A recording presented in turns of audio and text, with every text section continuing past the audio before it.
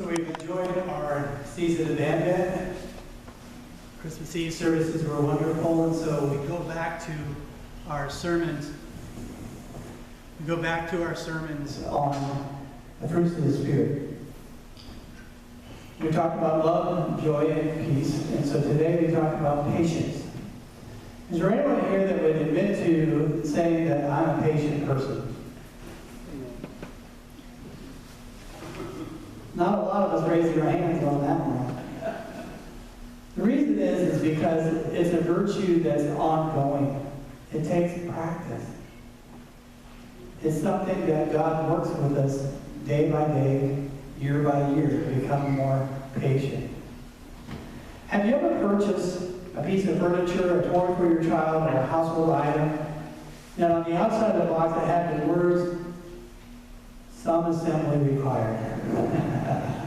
And really what it should say is mechanical engineer required. I had that experience a while back when I bought a desk for our first computer. This was years and years ago. And so it was a rather big box, and so I opened it up and it had all these panels inside of wood and nuts and bolts and everything. And as I opened it up, I saw the instructions, and the instructions were written in French and English, German, Chinese, and in my best, I was just like the typical guy. I just said, we don't need these instructions. We don't need those instructions. And I tossed them aside. As I tossed them to the side, I started to put this together, and it wasn't long before I realized I had certain parts put in backwards. I had certain bolts that were supposed to be used here that should have been used here, and so I had to stop and I had to take it apart and start over again. And so then, about 20 minutes later, I realized that I messed up again. Finally, I said, okay, I've got to get the instructions out. So I got the instructions, I laid everything out according to the alphabet and the numbering, and put the nuts and bolts here, the clue here, and then I just went step A, step B, step C, and before long, I had a beautiful desk, you know. And so, but as I went through that, I thought, there's a lesson in there for us. Because your instruction book for life is the Holy Bible. And it's the Holy Bible, and many times we see lives who say, we don't need no thinking Bible. We don't need no instruction book for our life. And just like me with that desk, life gets turned upside down, inside out, things don't go right.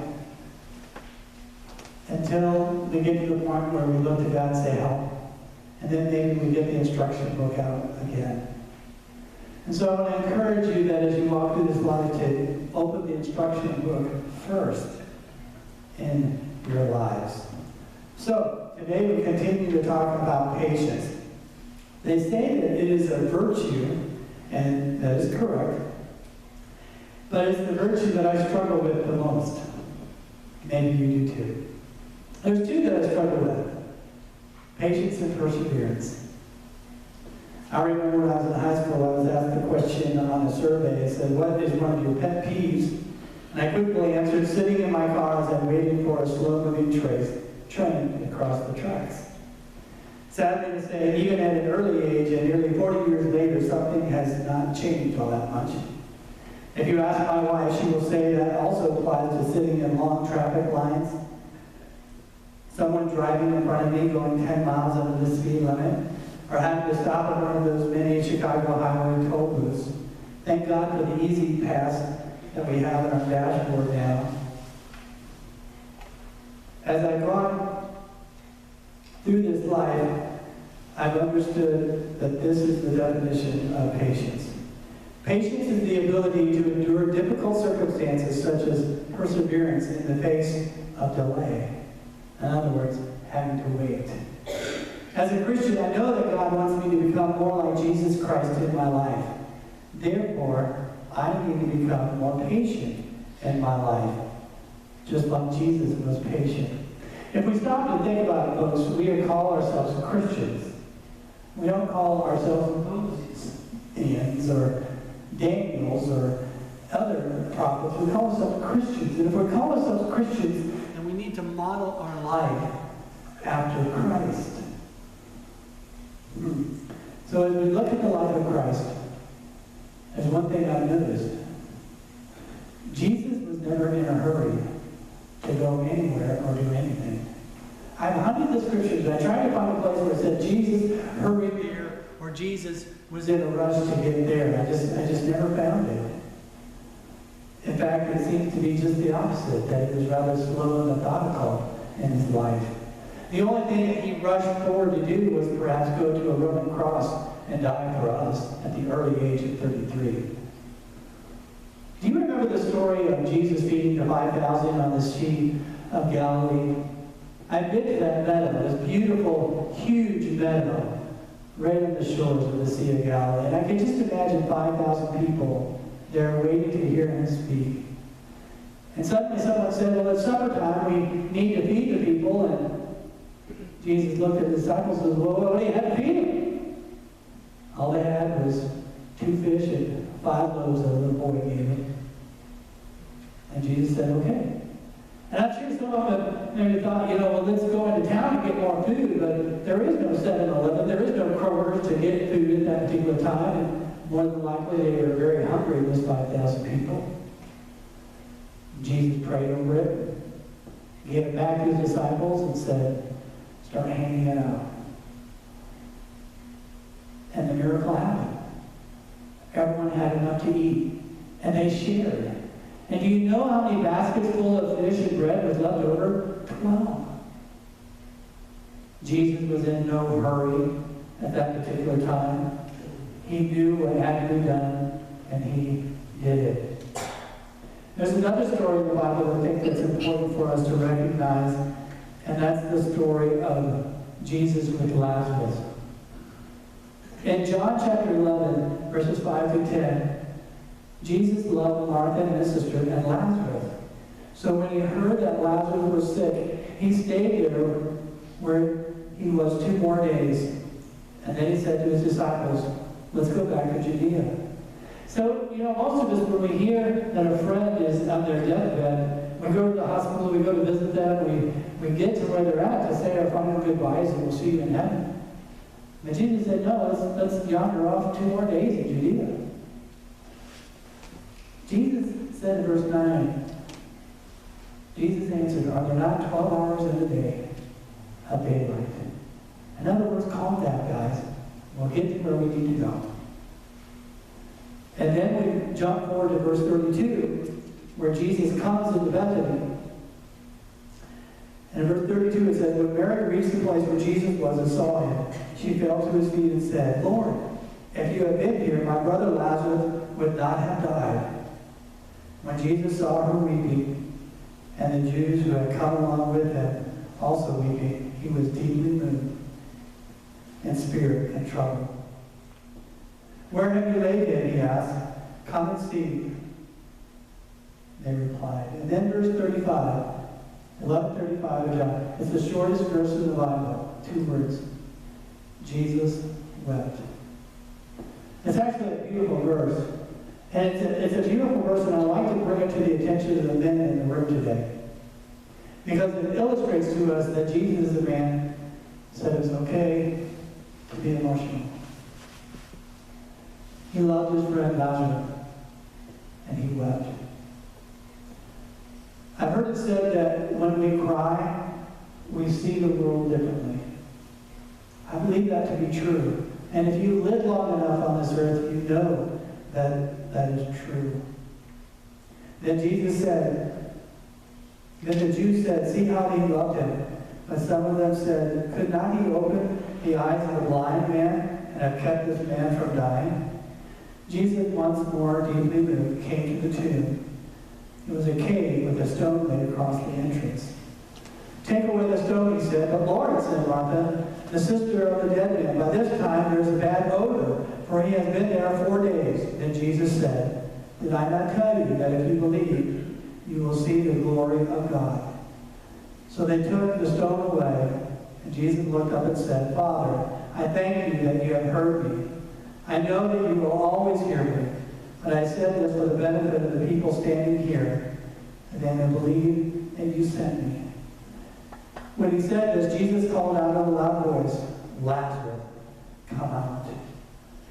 The dead man came out, his hands and feet wrapped with strips of linen and cloth laid around his face. Jesus said to them, "Take off the grave clothes and let him go."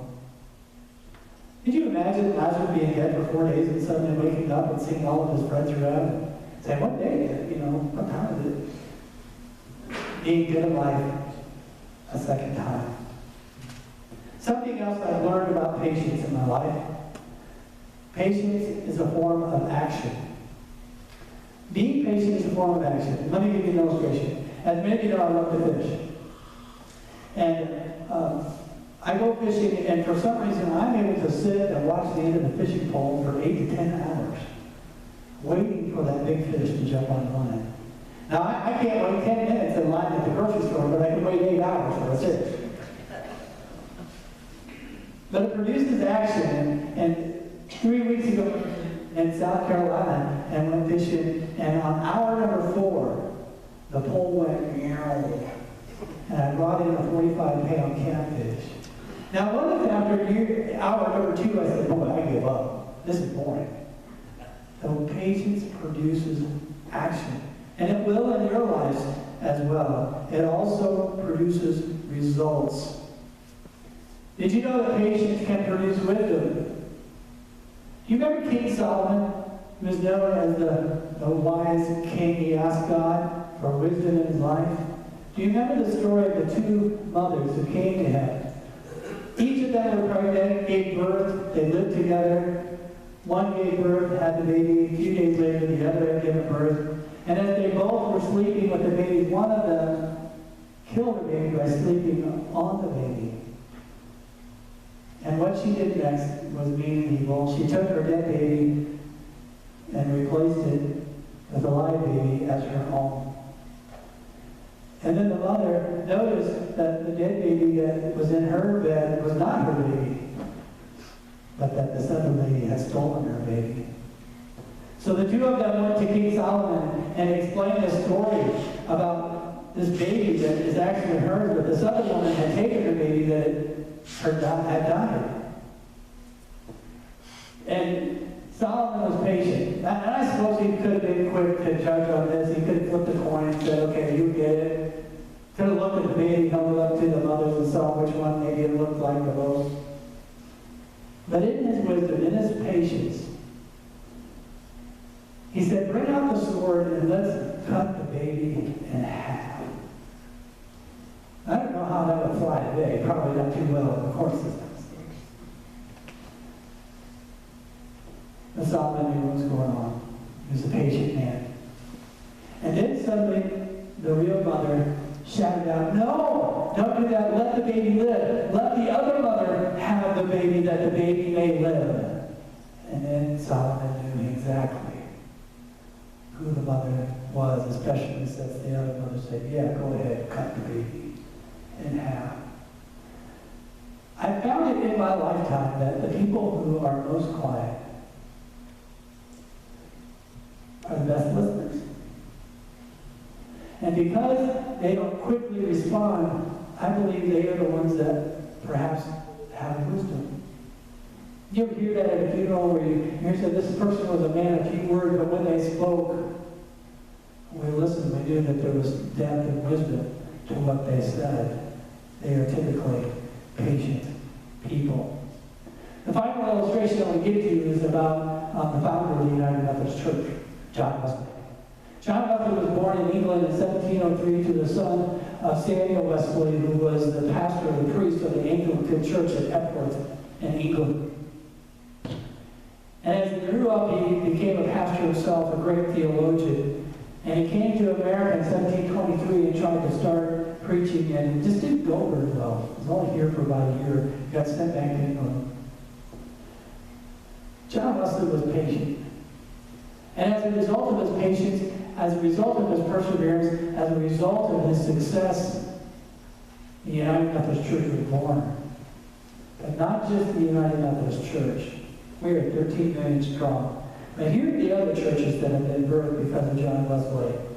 The Church of God, the Salvation Army, the Church of the Nazarene, the Wesleyan Church, the Assemblies of God, the African Methodist Episcopal Church, the Vineyard Church, and many, many more. probably somewhere in the neighborhood of 200 million believers from this one man. He was patient, and he never gave up. Now let me tell you that John Wesley wrote a journal each and every day. And he was very deep on what he put in his journal. He would put down what he had for breakfast, what time he got up, what he had for lunch, who he spoke to, where he spoke at. And I want to share a little bit about his journal. Listen to this. Sunday morning, May the 5th, I preached at St. Anne's Church. Was asked not to come back anymore. Now you may ask the question, when a great preacher, why was he not asked to come back? Well, he was a stern preacher, and he would point out to a person and say, Bob Blind, these are your sins. What? And he'd point to you and say, Alice, these are your sins. Well, he was asked not to come back. Sunday evening, May 5th, I preached at St. John's Church. Deacon said, get out and stay out. Preached Sunday morning, May the 12th, at St. Jude's Church. Can't go back there either. Sunday morning, May 19th, preached at St. El's Church. Deacons called a special meeting and said I could not return. Preached May 19th on the streets. I was kicked off the streets. Preached Sunday morning, May 26th, preached in the meadow. Chased out of the meadow as the bull was turned loose during the services. Sunday morning, June the 2nd, preached on the edge of town on the street and kicked off the street. Sunday evening, June the 2nd, afternoon, I preached to the pastor to coal miners who got off work, to 10,000 coal miners. He was patient and persistent. And you see, that's what John Wesley began to do, not preach in the churches, but preach out to the ordinary folks, the coal miners, the workers. And he started these little Bible studies in people's homes called societies. And they had these little Bible studies, and in the Bible study he would teach them that God loved them and how to have salvation, forgiveness of the sins. He would teach them how to become a Christian. And he believed that there is a method to becoming like Christ. You see now where we get Methodists? Believe that there is a Methodist to knowing God. A method.